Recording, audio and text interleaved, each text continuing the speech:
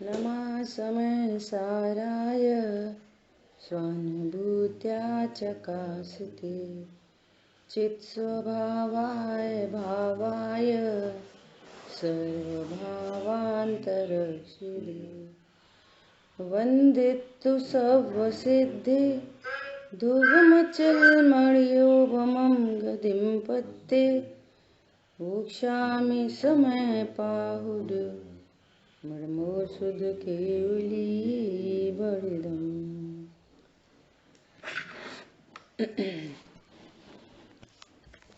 समयसार जी ग्रंथाधिराज मोक्ष अधिकार पर हम लोग स्वाध्याय कर रहे हैं और 305 गाथाओं के बाद अमृतचंद आचार्य भगवान ने श्लोक लिखा।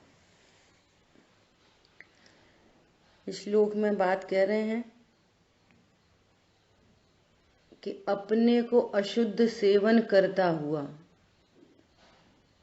अपने को अशुद्ध सेवन करता हुआ सापराध है, अपराधी है। अशुद्ध सेवन करता है इसलिए दुखी है,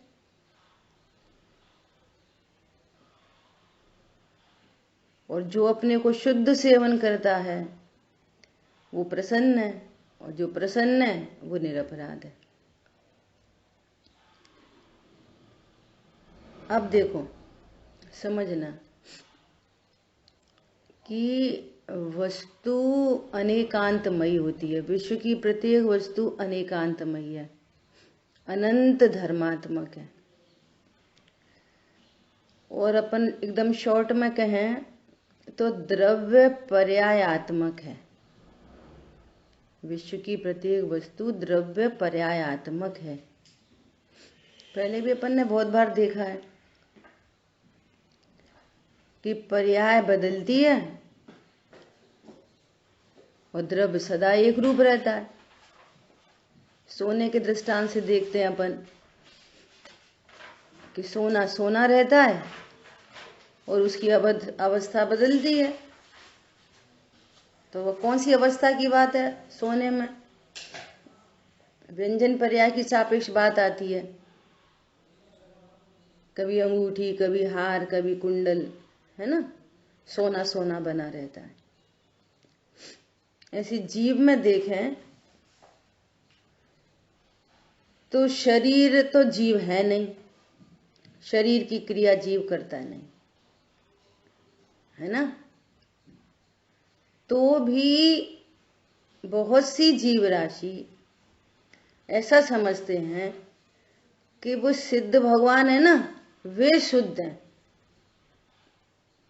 कौन शुद्ध है? सिद्ध भगवान शुद्ध है। क्यों शुद्ध है? देखो, उनके वे शरीर से रहित हैं और अपने पास शरीर है। तो अपने पास शरीर है ना, इसलिए अपन अशुद्ध है। समझ आ गई बात? देखो, अपन कहाँ है शुद्ध? वे भगवान शुद्ध है, उनकी पर्याय में कोई राग द्वेष नहीं है, और अपनी पर्याय में राग द्वेष है ना। ऐसा अभेद से बोलो, वे वीतरागी हैं और अपन रागी हैं। पर्याय में राग द्वेष नहीं, वे वीतरागी हैं और अपन रागी हैं। सो अपन अभी अशुद्ध है। तो जब अपन अशुद्ध हैं या राग द्वेष हो रहे हैं, यहाँ अपन शरीर सहित हैं, तो अपन कैसे माने कि अपन भगवान आत्मा है?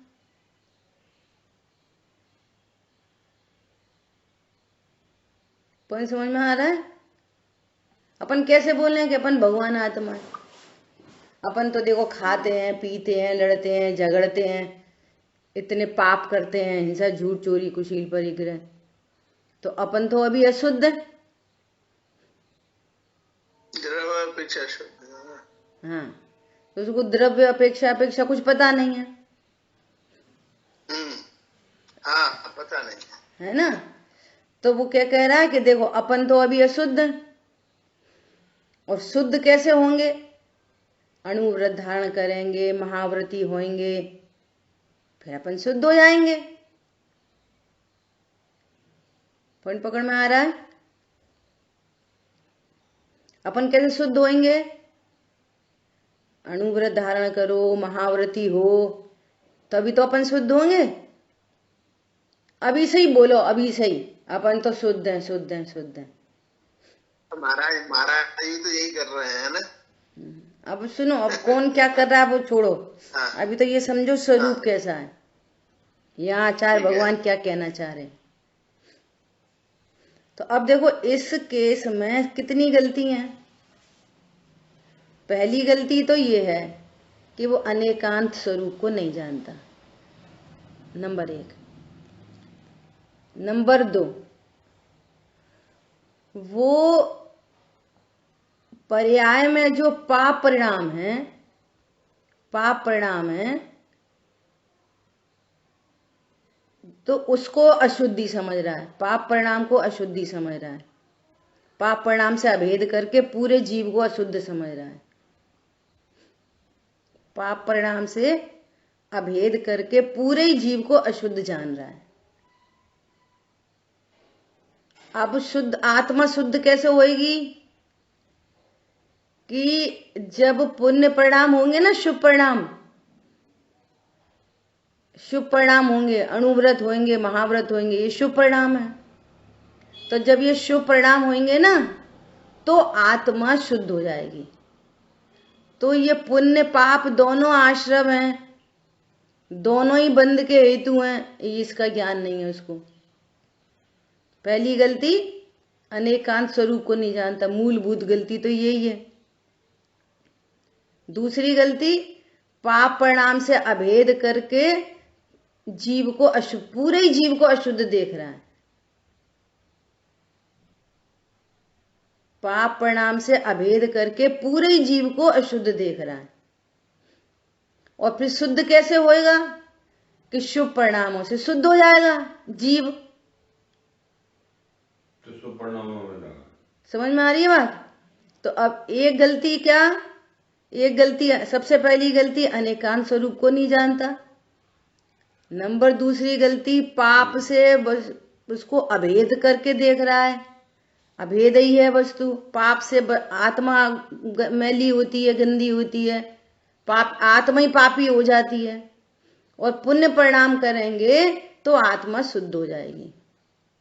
स्वरूप समझने की तो कोई बात ही नहीं है, वीतरागता की तो कोई कहानी नहीं है। समझ आ गई बात?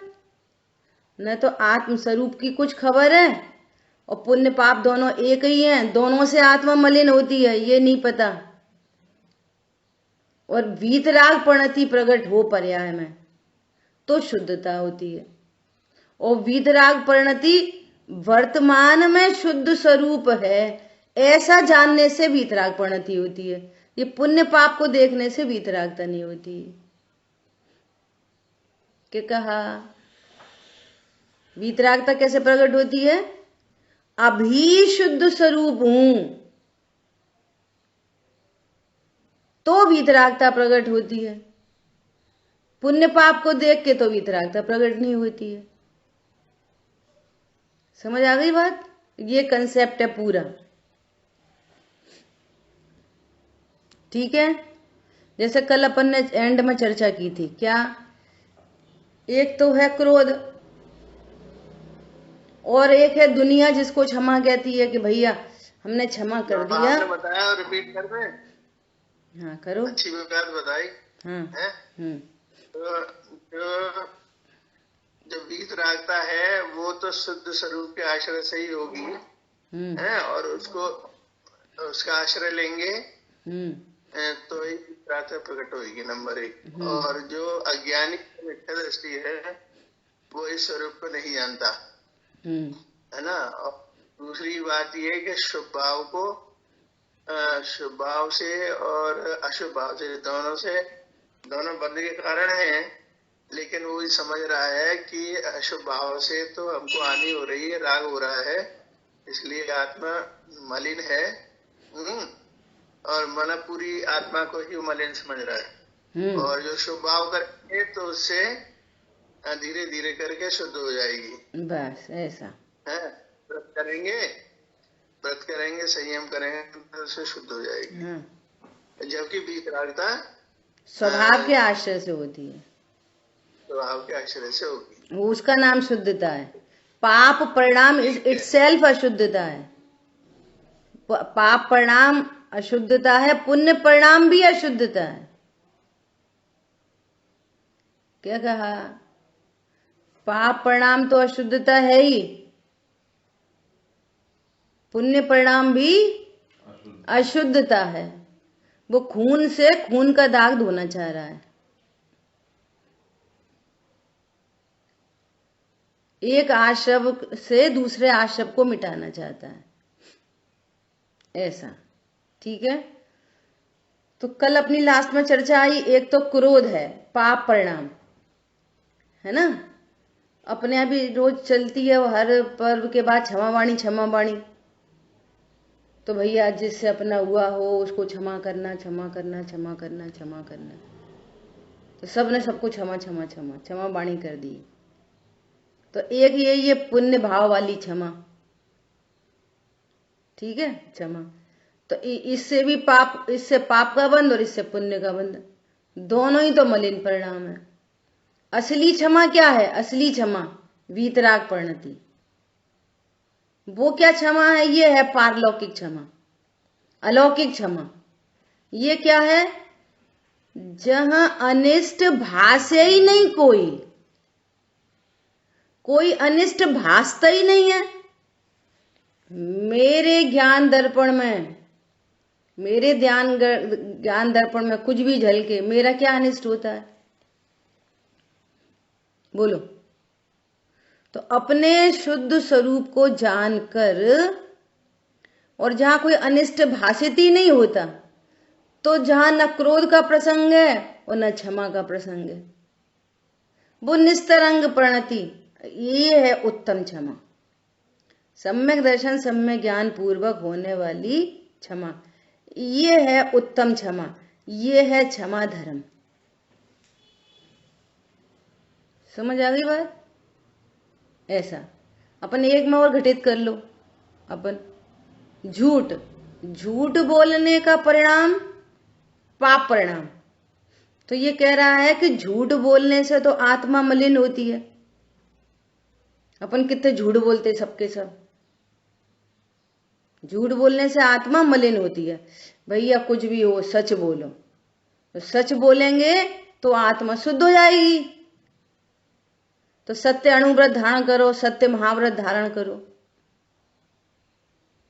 समझ आ रही बात?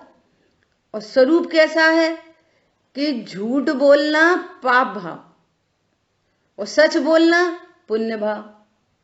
और जहां स्वभाव के आश्रय से बोलने का ही भाव उत्पन्न नहीं हुआ, इसका नाम है सत्य धर्म।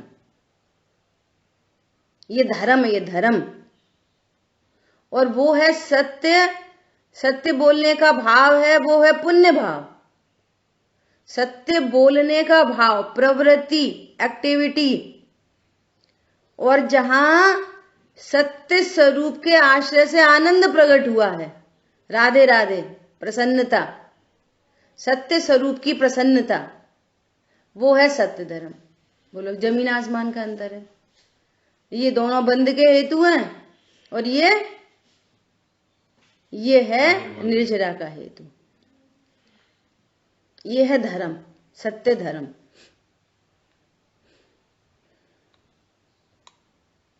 कल अजय भैया बोल रहे थे ना कि वो थोड़ा कठिन था और ऐसा। हम लोगों ने उनकी क्लास में हर दिन होमवर्क किया है, हर दिन। वो लिख लिख के, शांतनु से पूछो, लिख लिख के फिर इनसे कैम स्कैनर से वो फोटो खिंचवा के और फिर भाई साहब को भेजते थे PDF बना बना के, तो विषय पक्का होता है। अभी अपन ने 2 में लगा दिए। किस में लगा दिए? क्षमा में, क्रोध में और झूठ में लगा दिए। ऐसे आप 5 और पाप में लगाओ, 3 3। कल भी बोला था मैंने। और पता है क्या है? ये एक कहना चाहिए स्वरूप ही होता है, योग्यता ही होती है। भाई साहब सिर्फ हिंट करते थे, अकेला हिंट, कि अगर अपन ऐसा करें तो आपको ये बात और क्लियर होगी। तो बस अपन तो बैठ गए लिखने। ऐसा नहीं उन्हें कि करके देना, ऐसा करके दे, योग्यता होती है बस। करो ये पूरे काम करो 10वां धर्म पे शांतनु। अच्छा तो जरा सा हमको हिंट चाहिए कि एक शील का उल्टा क्या होगा, परिग्रह का उल्टा? परिग्रह का उल्टा होगा अपरिग्रह। परिग्रह का उल्टा हो गया अपरिग्रह, है ना। और कुशील का हो गया ब्रह्मचर्य। ब्रह्मचर्य, ठीक है। यही तो कह रहे हैं, जब आप खुद से काम करोगे ना तब आपको पता चलेगा अपनी असलियत, हम कहाँ पे अटक रहे हैं, कहाँ पे हमको क्लियर हो रहा है, कहाँ पे हम कर पा रहे हैं। अब और दूसरी बात देखो, फायदा जो चित्त फालतू चीजों में लगता है उधर से बच जाएगा, है। फिर वो काम करने के लिए आपको दिन भर चिंतन चलेगा, रिलेटेड उसी से रिलेटेड चिंतन चलेगा। खा रहे हैं चिंतन वही चल रहा है। ये बहुत लाभ है इसके, और नहीं तो बस फालतू गप्पू टप्पू। और अपने पास तो आजकल फेसबुक व्हाट्सएप तो है ही है सबसे महान कार्य। एक व्यक्ति सिंपल सी बात है कि 5 पाप हो या कोई भी भाव हो, वहां पे आपको 3 चीज खड़ी करनी है। हाँ, करना तो शोभ, हाँ पता है। जैसे क्रोध और इस पे सत्य पे खड़ी करी, वैसे ही चोरी पे लगाएंगे तो चोरी करने का भाव पाप का भाव। अब ये तो सब करते रहना अपना, कल करें, कल आप अपना अपना देना, ठीक है। चलो अपन बता रहे हैं एक बारी, आप तो सही है कि नहीं। तो चोरी करने का भाव पाप भाव, और चोरी नहीं करूं अचौर्य। अचौर्य अपन बोलते ना अचौर्य महाव्रत। टैक्स नहीं चोरी करूंगा या किसी से लेन देन तो नहीं करेंगे, तो उस रूप भाव एक गलत काम नहीं करेंगे, है ना। अणुव्रत रूप, किसी भी रूप, तो वो शुभ भाव है। और स्वरूप के आश्रय थे कि किसी के ग्रहण त्याग से मेरा कुछ होता ही नहीं है। उस रूप आनंद पर द्रव्यों से कि मैं किसी से ग्रहण त्याग नहीं कर सकता। तो ग्रहण त्याग नहीं कर सकता, नहीं। देखो यही वाली बात है, जब आप बोलोगे लिखोगे तो पता चलेगी। ग्रहण त्याग, सुनना, ग्रहण त्याग नहीं कर सकता, ये तो द्रव्य स्वभाव हो गया।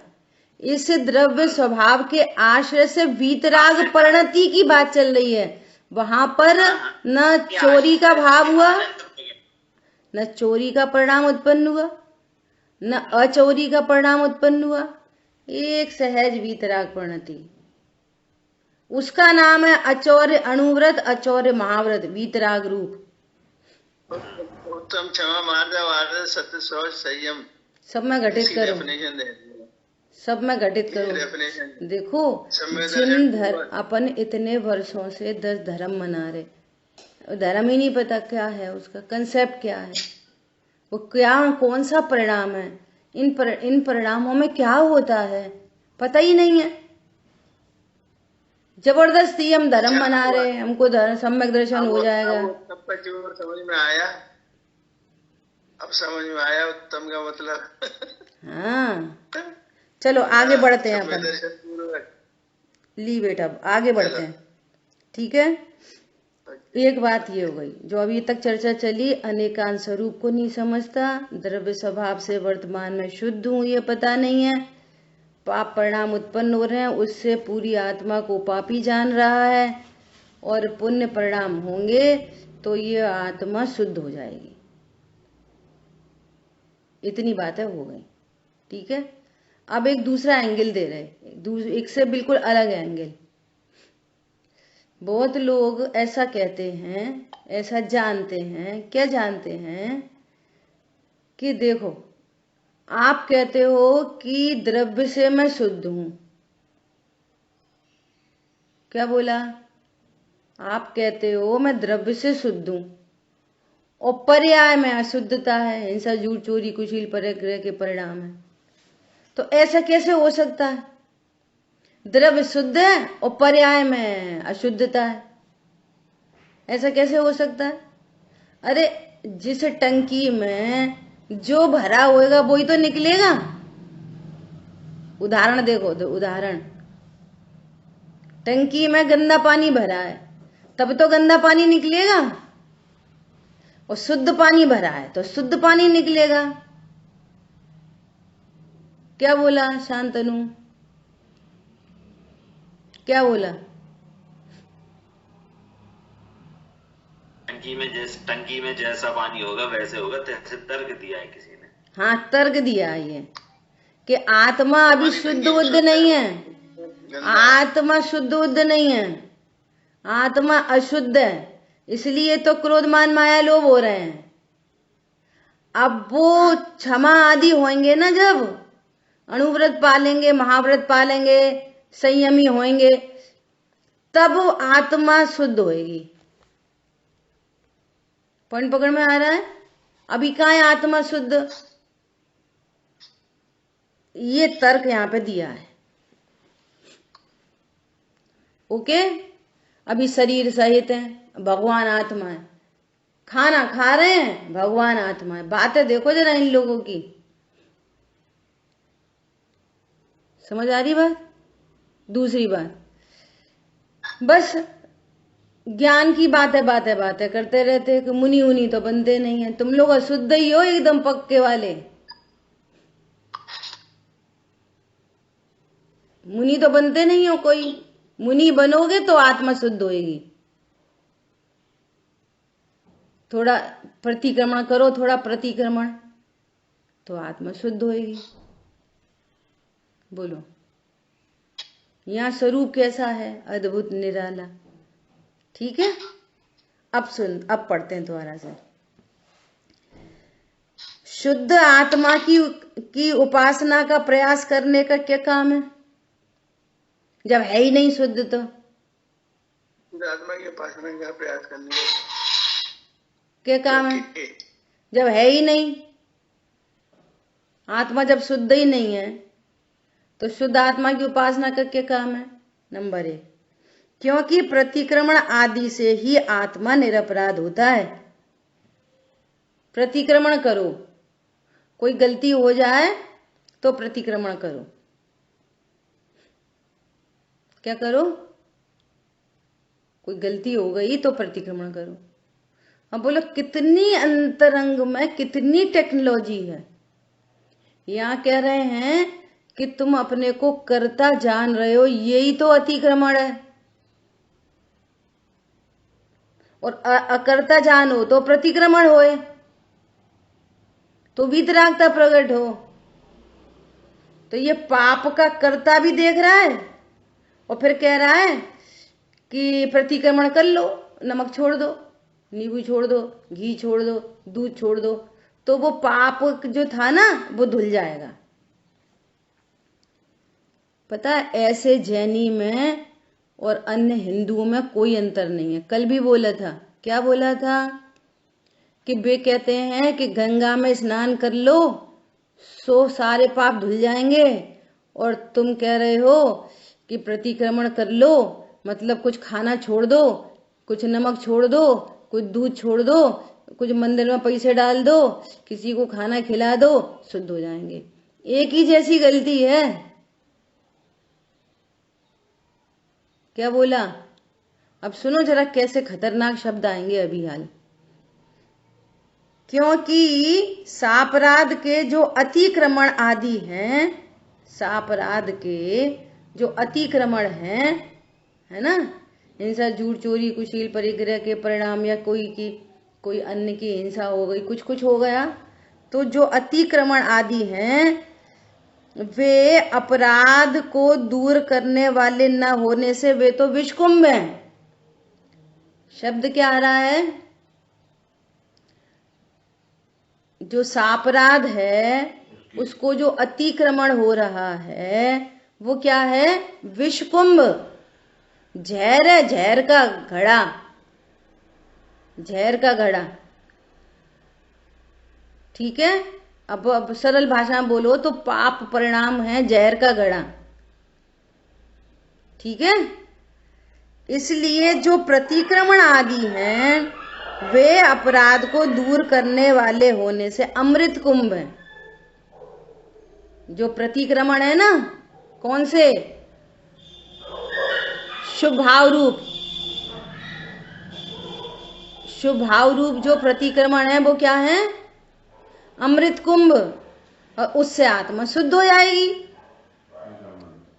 अभी आत्मा शुद्ध ही नहीं है। शुद्ध आत्मा का चिंतन करने से, है ना, उसकी उपासना करने का कोई प्रयास कोई बेकार है, क्योंकि आत्मा अभी शुद्ध नहीं है। नंबर दूसरी बात, जो पाप परिणाम है वे क्या है? अतिक्रमण, वे विषकुंभ है। और शुभ परिणामों से संयम अयम आदि को ग्रहण करने से क्या होएगा? आत्मा शुद्ध हो जाएगी, क्योंकि वे अमृत कुंभ है। इससे तो तांडव हो जाएगा इससे तो। हाँ, तांडव ही हो रहा है। और क्या हो रहा है ये कह रहे हैं। अब वो सब खोलेंगे अपन, है ना, जो जो चल रहा है उसको, वो सब की चर्चा भी अपन करेंगे। अब देखो आएगा, क्लाइमैक्स आएगा। हाँ, अब देखो, अब आगे क्या कह रहे हैं? व्यवहार का कथन करने वाले आचार सूत्र में भी कहा है कि, क्या कहा है? अपन सीधे अर्थ पढ़ रहे हैं, है ना इसका। क्या कहा है? अप्रतिक्रमण, अप्रतिसरण, अपरिहार, अधारणा, अनिवृत्ति, अनिंदा, अगरा और अशुद्धि, यह 8 प्रकार का विषकुंभ है। क्या? अप्रतिक्रमण मतलब, देखो नीचे लिखा है, प्रतिक्रमण की परिभाषा लिखी है, कृत दोषों का निराकरण। और अप्रतिक्रमण मतलब दोष तो हो रहे, स्वीकार ही नहीं कर रहा, कोई तरह के दोष हो रहे हैं, है ना, तो उनको स्वीकार नहीं कर रहा, अप्रतिक्रमण हो गया। ओके, एक तो गलती हुई और कोई ने सॉरी बोली, तो गलती क्या है? अतिक्रमण। और सॉरी क्या है? प्रतिक्रमण। ठीक है, जैसे अपने दोष हो गए तो भगवान के सामने जाके निंदा करी, गरा की, आत्म साक्षी में गरा, गुरु की साक्षी में निंदा, अपने किए हुए की आलोचना, नदियन बिच चीर ढुराए, आदि आदि आलोचना पाठ है जो, है ना। बिन देखी झाड़ू बुहारी कीनी, कोसन के जीव मराए। तो एक तो स्वीकार ही नहीं कर रहा कि कोई गलती है, और दूसरा गलती को स्वीकार कर रहा। ठीक है, तो वो जो गलती करता है तो वो तो है विषकुंभ, और जो गलतियों को स्वीकार कर रहा है वो क्या है? अमृत कुंभ। ठीक है, कोई प्रॉब्लम तो नहीं है। पाप परिणाम क्या है? अपन शॉर्ट में कहो, पाप परिणाम है वे क्या है? विषकुंभ। और पुण्य परिणाम क्या है? अमृत कुंभ। ठीक है, अरे बोलो, पक्का हुआ इतना? क्योंकि अब इसका एकदम उल्टा होने वाला है, इसलिए बस अलर्ट रहो। अब अभी पूछना है तो पूछ लो, बोलिए। पाप परिणाम तो विषकुंभ और पुण्य परिणाम अमृत कुंभ है। और पाप परिणाम में ही वो आएगा अप्रतिक्रमण। पाप परिणाम के आगे लिख लो अप्रतिक्रमण, अगरहा, अनिंदा, अआलोचना, है ना, ऐसा। ये 8 प्रकार के एकार्थवाची हैं ये सब। ठीक है, ऐसा एकार्थवाची नहीं है, सॉरी, उनके अलग अलग भाव हैं। हाँ जी, कोई कुछ बोल रहे हैं? जी मैंने ये बोला था, मैंने पाप कर्म किया कि आ लगा दो, आ माने पुनीत। हाँ ठीक है, ऐसा तो उसको लिख लो विषकुंभ, और फिर नीचे लिख लो प्रतिक्रमण अमृत कुंभ। ठीक है, इसमें प्रतिक्रमण में क्या किया गया? हाँ, प्रतिक्रमण में क्या किया? अपने दोषों की आलोचना की, खुद से ही आत्म साक्षी में आलोचना, भगवान की साक्षी में निंदा, गरा, ये सब तो यहाँ पे लिखा है। निंदा मतलब आत्म साक्षी पूर्वक दोषों का प्रकट करना, गरहा मतलब गुरु साक्षी से दोषों का प्रकट करना, शुद्धि मतलब दोष होने पर प्रायश्चित लेकर विशुद्ध करना। ठीक है, ये सब। अच्छा अब सुनो, उपरोक्त तर्क का समाधान करते हुए आचार्य देव निश्चय न की प्रधानता से गाथा द्वारा कहते हैं। ठीक है, अब क्या कहते हैं सो अपन आगे देखेंगे। अब यार देखो, जिनागम में कल भी अपन ने बहुत चर्चा की थी, दोपहर की क्लास में भी अपनी बहुत चर्चा हुई। क्या चर्चा हुई कि जिनागम में जहां जहां प्रवृत्ति का उपदेश है वो निवृत्ति के लिए है, लेकिन वो प्रवृत्ति धर्म नहीं है। भैया अशुद्ध भोजन नहीं करो, अशुद्ध भोजन करना पाप परिणाम है, और शुद्ध भोजन करना पुण्य परिणाम है। वो धर्म नहीं है, वो प्रवृत्ति। क्या समझ में आया? हम तो शुद्ध भोजन करते हैं धर्मात्मा, हम तो सफेद साड़ी पहनते हैं धर्मात्मा। सफेद साड़ी धर्म नहीं है, सफेद साड़ी पहनना। समझ में आ रही है बात? अनाहारी स्वरूप के आश्रय से न खाने का भाव उत्पन्न हुआ, न भूखे रहने का भाव उत्पन्न हुआ, न व्रत का भाव उत्पन्न हुआ, न अव्रत का भाव उत्पन्न हुआ, परंतु स्वभाव में संतुष्ट रही, उसका नाम धर्म है। समझ आ गई बात? अशुद्ध खाने का परिणाम पाप परिणाम, शुद्ध खाने का परिणाम पुण्य परिणाम। और जहां खाने का भाव ही नहीं हुआ वो क्या है? धर्म परिणाम, अनाहारी स्वरूप के आश्रय से। अब दुनिया क्या समझ रही है? अनाहारी स्वरूप तो पता ही नहीं है। ऐसा हो सकता है कि कोई खाना ही नहीं खा, अपन खाना खा रहे हैं और खाना नहीं खाते? ये कैसे समझी जाए बात, कहानी? तो इतना दिमाग लगाने की क्या जरूरत पड़ रही है? देखो, अशुद्ध खाओगे तो आत्मा अशुद्ध होएगी, शुद्ध खाओगे आत्मा शुद्ध हो जाएगी। फिर छोड़ छोड़ के खाओगे, कभी रस परित्याग करोगे तो आत्मा और अच्छी शुद्ध हो जाएगी, और बढ़िया वाली। शुद्ध भोजन भी करो और फिर उसमें रस परित्याग, विविक्त शय्यासन, फिर अवमोदर्य, इनसे क्या होएगा? आत्मा शुद्ध हो जाएगी। अरे समझ में आ रहा है?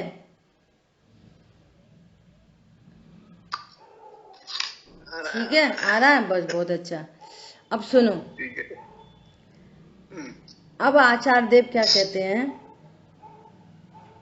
पडिकम्मणं पडिशरणं परिहारो धारणाण्यतीय ऋन्दागर्हा सोहि अट्ठविहो विषकुम्भो अपडिकम कम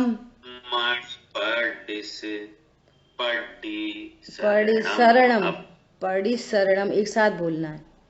अपडिकम्मण परिसरणम अपरिहारो अधारणा चैव अणियतीय अणिन्दा गर्हासोदि अमये कुम्भो प्रतिक्रमण अरु प्रतिसरण त्यों परिहरण निवृत्ति धारण अरुशुद्धि निंदा गर्हणा ये अष्टविध विष कुंभ है।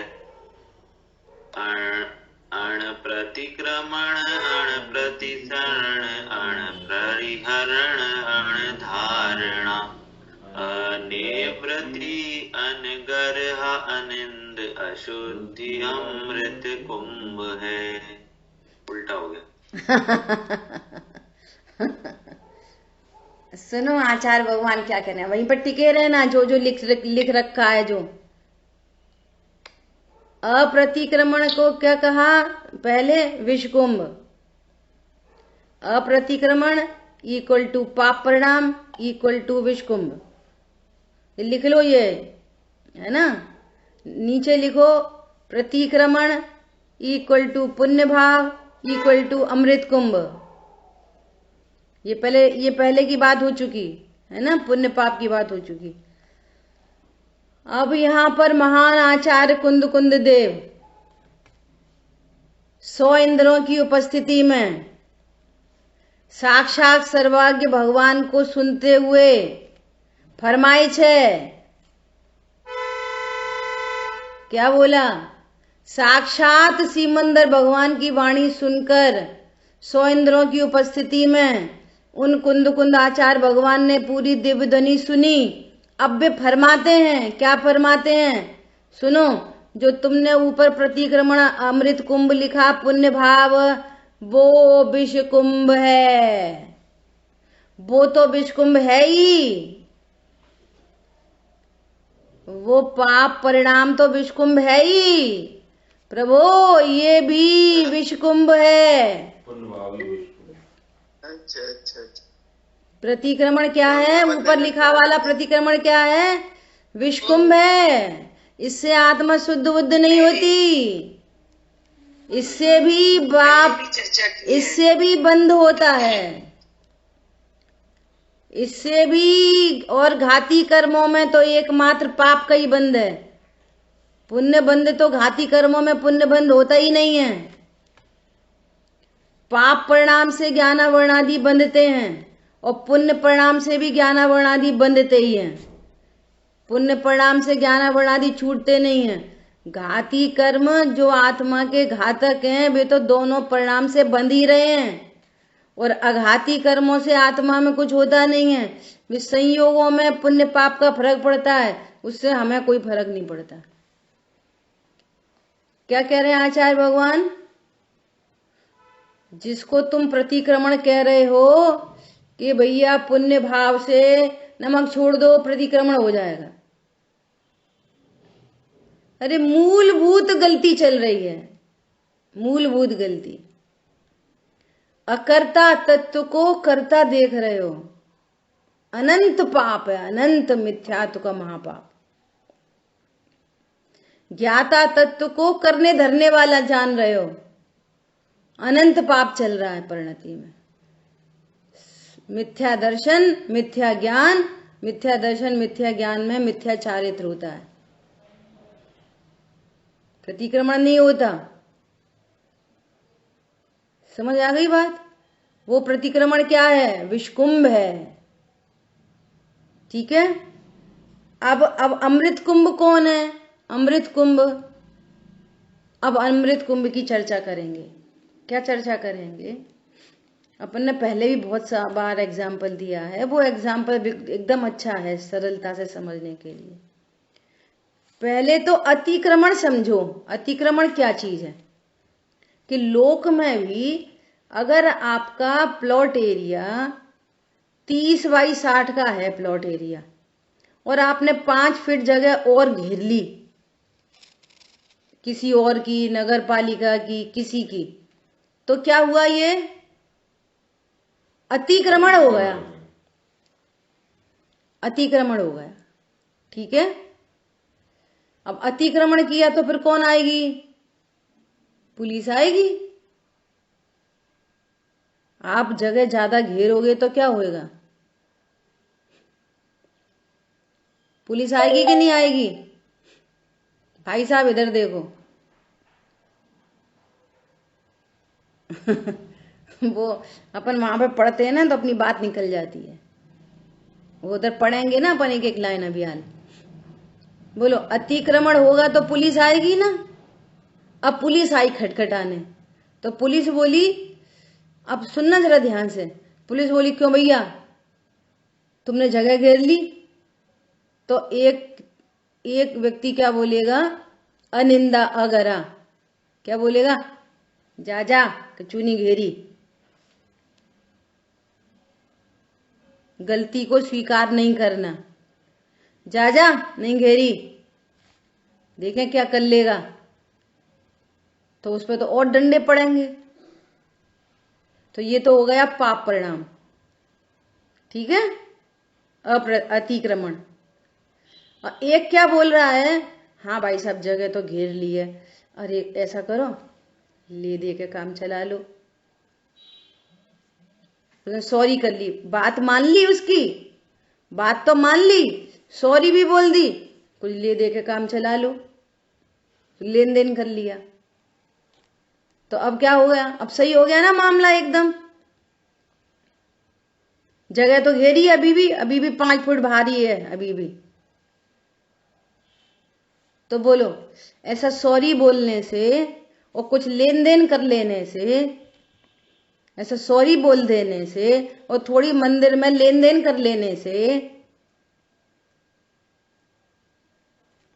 100 रुपया डाल दो। बोलो, थोड़ा सा नमक छोड़ दो, लेन देन कर लो, थोड़ा लेन देन। तो एक और पाप हो गया कि तुम्हारा वो प्रतिक्रमण हो गया ये, और जगह घेरी पड़ी है, जगह तो घिरी ही पड़ी है, और लेन देन कर लिया, लेन देन। ब्लंडर मिस्टेक हो गई। बोलो, आप गजब की बात है। समझ आ रही बात? एक सज्जन व्यक्ति, ज्ञानी सदा सज्जन होता है। अच्छा, उन्होंने नत्ती करी, भाई साहब गलती से हो गई, उनने अपनी फेंसिंग 5 फीट अंदर कर ली, अनंत काल के लिए सूखी। अब कोई नहीं आएगा खटखटाने। फिर तुमने एक के साथ लेन देन करा ना, फिर दूसरे को पता चल गई, फिर वो आ गया खटखटाने, फिर उससे भी लेन देन कर लो। फिर तीसरा आ जाएगा खटखटाने कि वो उनने जैन साहब के यहाँ जगह घेरी है, हमने तो 5000 में लेन देन कर लिया। अच्छा, दूसरा आ गया, भाई साहब हमने उन्हें दे दिया था, वो चले गए, उनका ट्रांसफर हो गया, अब हम आए नगर पालिका में, चलो चलो साइड करो। तो भाई साहब तुम भी ले लो लेन देन। तो ये लेन देन ही चलता रहेगा पूरी जिंदगी। अब तो तुमने बिल्डिंग खड़ी कर ली, अब कैसे अंदर करोगे? अब तो बिल्डिंग ही खड़ी हो गई ना।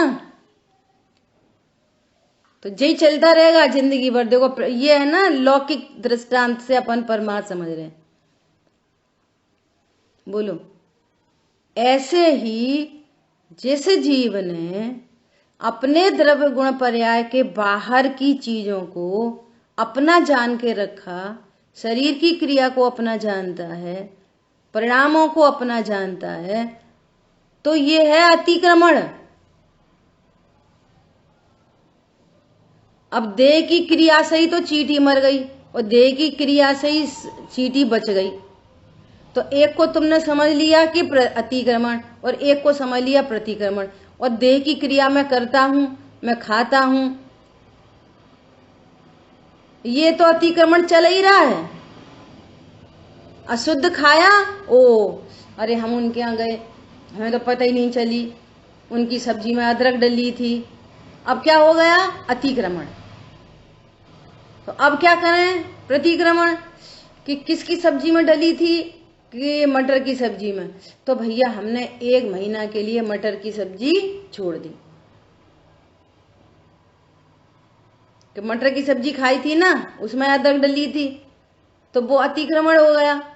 और मटर की सब्जी छोड़ दी तो प्रतिक्रमण हो गया। और द्रव्य गुण पर्याय की सीमा में मैं खाता हूं, पीता हूं, देह में हूं, ये तुम्हारा अतिक्रमण चल ही रहा है, तो काय का प्रतिक्रमण हो गया। सो वो कह रहे हैं कि जो तूने मटर छोड़ दी वो भी विस्कुंभ है।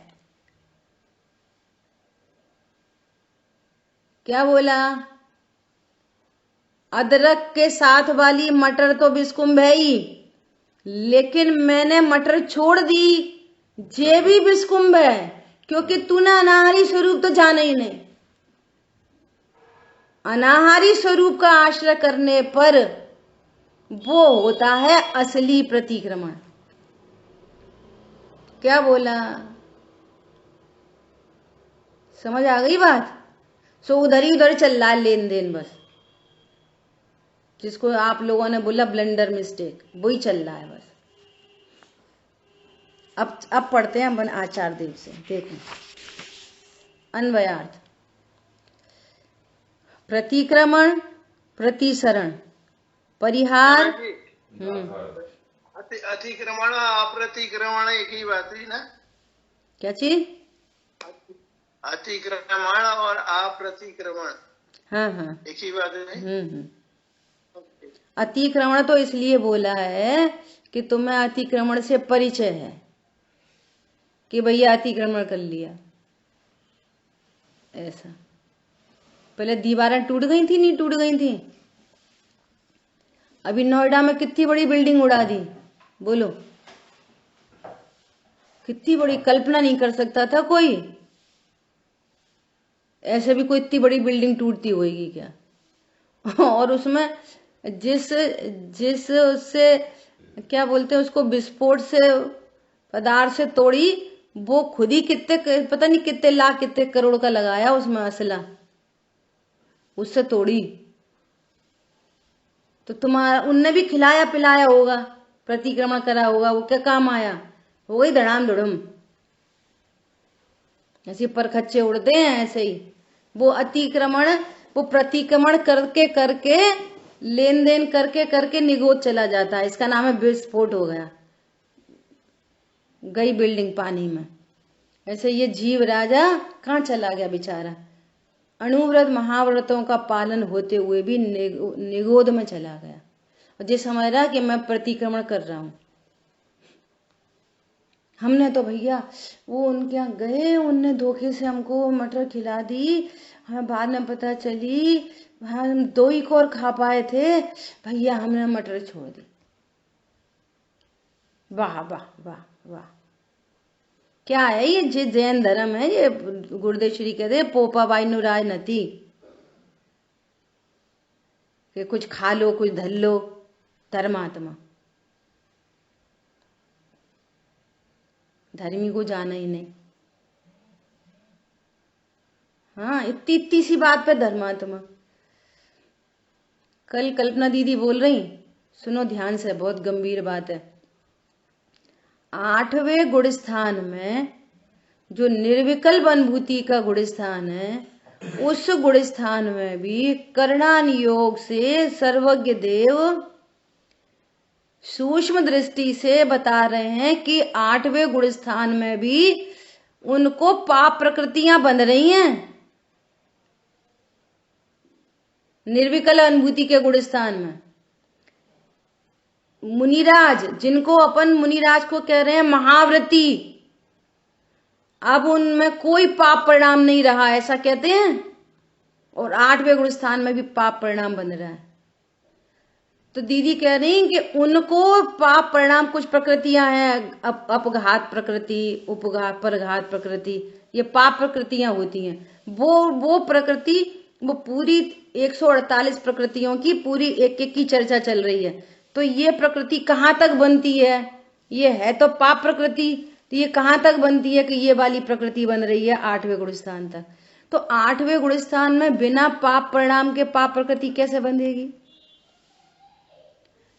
तो जितनी वीतरागता है उतनी वीतरागता है, निस्तरंग परिणाम, उससे तो कोई कर्म बन नहीं रहा, लेकिन वहां पे भी उतना राग मौजूद है ना।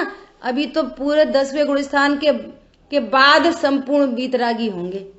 तो जितना जितना राग मौजूद है उन निर्विकल्प गुण स्थान में भी उतने उतने कर्मों का बंध रिलेटेड टू उस गुण स्थान से रिलेटेड बंद हो रहा है। लोगों का साथ रह गया है भी। हाँ, है ना। तो वो बोल रही कि हम ऐसे मोटे मोटे स्थूल देख लेते तो क्या कहते हैं, भैया हमारे जीवन में कोई पाप नहीं है। मतलब उनको 8वें गुण स्थान में पाप बंध रहा है, वो स्वीकार है, और तुम्हें यहाँ पे हमें भैया कोई पाप नहीं। देखो ना हम झूठ बोलते, ना चोरी करते, ना वो करते, ना ये करते, ना कुशील, ना परिग्रह। हम तो मोबाइल, भैया हमारा तो मोबाइल का भी त्याग है। हमने तो 2 साड़ी रख ली हैं, 2 कुर्ता पजामा रख लिए हैं, और हम तो अपरिग्रही हैं। तू बड़ा भारी अपरिग्रही है। मुनिराजों को की स्थिति में पाप बंद है वहां पे, और हमें कछु नहीं है। तो बोल रहे कि पाप परिणामों का भी परिचय है। इतने हैबिचुअल है रूटीन वर्क में। बोलो नहाने को कौन पाप समझता है? बोलो नहाने धोना पाप परिणाम है कि पुण्य परिणाम है? धर्म परिणाम है। क्या परिणाम है? नहाना। क्या होती है नहाने धोने में? साबुन फैलाने में क्या होती है? और देखना कैसी बुद्धि है, कैसी बुद्धि है। उधर आलोचना पाठ पढ़ेंगे और इधर साबुन फैलाते रहेंगे।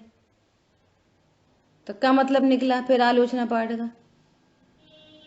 ज्ञान कछु अलर्ट ही नहीं होता कि हम पढ़ क्या रहे, कर क्या रहे, समझ क्या रहे। और करे भी तो समझ कहाँ है तुम्हारी? समझ क्या है? थॉट प्रोसेस किधर बदल रही है? सोच ही नहीं बदल रही। सोच कहाँ बदल रही है? हम तो ये समझ रहे आलोचना पाठ पढ़ लिया तो हमने भगवान के ऊपर एहसान कर दिया। सुनो सुनो, हमने भी धर्म कर लिया।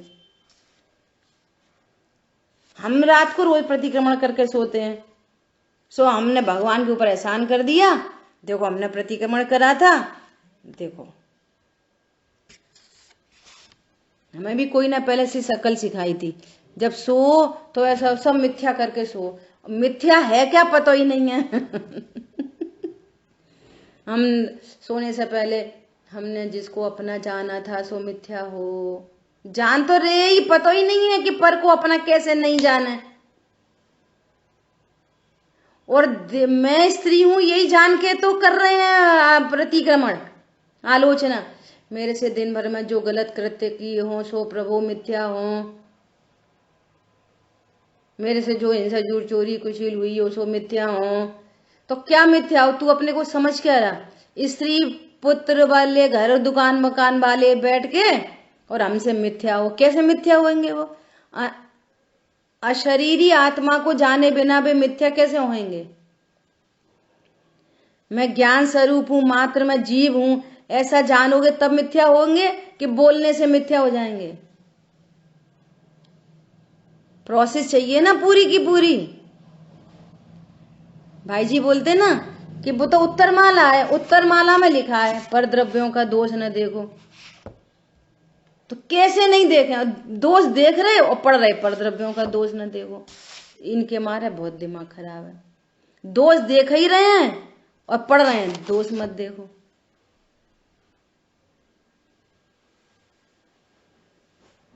पढ़ रहे हैं जड़ चेतन की परिणति अपने अपने में होती है, और देख ये रहे हैं कि जड़ की परिणति मैं ही करता हूं, मेरे से ही शरीर चलता है। एकदम कंट्रोवर्शियल बात चल रही हैं। सो ऐसे थोड़ी धर्म हो जा रहा है जब तक सोच नहीं बदलेगी। जड़ चेतन की परिणति अपने अपने होती है। हम तेल मालिश कर रहे हैं। पॉइंट समझो, तेल मालिश प्रॉब्लम नहीं है। तेल सुनो, तेल मालिश देखो यही गलती है। तेल मालिश का हम तेल मालिश नहीं कर रहे, वो पुद्गल का परिणाम है। वो जितना भाव जा रहा है उधर से भाव जा रहा है, वो होने योग्य कार्य है। मात्र जाना वो। हाँ, ये भी गलती यही है कि हम मालिश कर रहे हैं और पता है डांटा ऐसे ही जाता है। हाँ आपको यही उपदेश मिलेंगे बार बार। विषयों में लगे, भोगों में लगे, विषयों में लगे। वो तो मान ही रहा है कि मैं विषय भोग में लगा हूं, और तुम भी चरणानियों की शैली से पीट रहे, विषयों में लगे, भोगों में लगे। तो वो भी सोचता है सही बात है, अपन इधर गायक गायक कहते रहते, इधर भोगों में लगे। अपनी बात क्या चल रही है कि अपन वो जान रहे अभी भी, ये अपनी बात तो एकदम अलग है उस बात से। यहाँ ये नहीं कह रहे कि विषय भोगों में लगे, यहाँ कह रहे हैं कि तुम जड़ चेतन की परिणति अपने अपने में कह रहे हो और एक ही मान रहे। अपन तो ये चर्चा कर रहे हैं, अगर पकड़ में आए कोई तो पकड़ ले। क्या बोला? जड़ चेतन की सब परिणति अपने अपने में होती है, ऐसा कह रहे हो, क्योंकि जान ये रहे कि एक ही है। फिर यही जान के कह रहे कि तेल मालिश अपन कर रहे, अपन नहीं कर रहे। वो परिणाम है। हाँ, वो जड़ का परिणाम है, जड़ की परिणति अपने में होती है। ऐसे तो कहेंगे, कहने की बात नहीं है, नहीं। कहने की कोई बात नहीं है, बात निर्णय की है। कहने की कोई बात नहीं है। देखो अपन अपना आगे चर्चा भी नहीं कर रहे हैं अन्वयार्थ और उसकी। देखो एक आखिरी एग्जाम्पल, एक दंपत्ति को एक बहुत सुंदर कन्या उत्पन्न हुई, एक्स्ट्रा ऑर्डिनरी सुंदर। तो किसी ने बोला कि तुम्हारी पुत्री इतनी सुंदर है, बहुत चक्कर पड़ेगा, आजकल माहौल अच्छा नहीं है। क्या बोला भाई साहब? क्या हम चर्चा करते इधर भी देखते हैं उधर। क्या बोला? पैदा हुई है तो बहुत परेशानी होगी। तो उस दंपत्ति ने बोला कि आपने बात तो एकदम सही कही है, हम बड़े टेंशन में आ गए, लेकिन हमने ये सोचा है कि ऐसा करेंगे, हमें सॉल्यूशन मिल गया। क्या मिल गया? कि हम उसका नाम दीदी रख देंगे। क्या रख देंगे? दीदी रख देंगे, तो कोई परेशानी नहीं होगी, कोई नाम ही नहीं रखेंगे दूसरा। तो अब जो लड़का बुलाएगा, कोई लड़की बुलाएगी, कोई बुलाएगा, तो सर लड़के के नाम ही दीदी रख दिया, तो सर लड़के क्या बुलाएंगे? दीदी दीदी दीदी दीदी बुलाएंगे, तो कोई झंझट ही नहीं पड़ेगा। सही है कि नहीं? सही है कि नहीं है? सॉल्यूशन कितना बढ़िया है भैया। दीदी नाम रखने से क्या होगा? दीदी बोलता रहेगा, विषय के साथ तो अंदर है, बोलने से क्या हो रहा है? समझ आई बात? हाँ। ऐसे ही हम नाम रख देंगे, गायक नाम रख देंगे, तो रख दो गायक नाम, मानेगा भाई। तुम समझ क्या रहे अपने आप को? तो अब ये वाली कथनी सही है कि नहीं? कथनी बतनी कुछ नहीं, निर्णय क्या है अपने बारे में, डिसीजन क्या है। तो अब ऐसा कहें कि होती हुई शरीर की क्रिया को मैं जान रहा हूं, तो बोल दो। होती लगते हुए तेल को मैं जान रहा हूं, तो बोल रहे हो। तुम मान क्या रहे हो ये बताओ? निर्णय क्या है अपने बारे में? ठीक है, पहले शब्द करेक्ट होते हैं, परंतु डिसीजन क्या है आपका? ठीक है, शेष चर्चा आगे करेंगे। जिन वाणी के ज्ञान से सूझे लोकालोक, तो वाणी मस्तक नमो सदा देत हूँ लोक। बोलिए द्वाशांगमयी जिनवाणी माता की जय हो। जय जिनेन्द्र सभी को। जय